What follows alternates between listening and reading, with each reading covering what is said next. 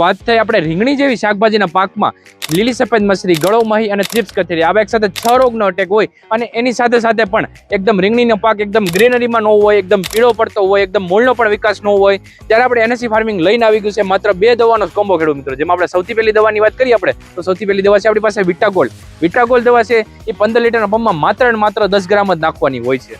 આ રીંગણીના પાકને એકદમ વર્ધક ઉણપમાં રાખે છે, એકદમ ગ્રીનરીમાં રાખે છે, એકદમ મૂળનો વિકાસ કરે છે ખેડૂત મિત્રો. એવા તમામ પ્રકારનું સોલ્યુશન માત્ર વિટાગોલ્ડ કમ્પ્લીટ કરી આપે છે આપણા રીંગણી જેવા પાકમાંથી.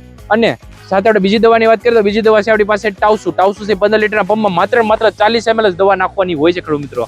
આ લીલી સફેદ મસરી હોય, ગળો મહી હોય કે થ્રિપ્સ કથેરી હોય, આવા એક સાથે 6 રોગને નાશ કરે છે ખેડૂત મિત્રો. અને લીલી સફેદ મસરી તો પાછળ મરતી જશે ખેડૂત મિત્રો માત્ર 1 કલાકની અંદર જ.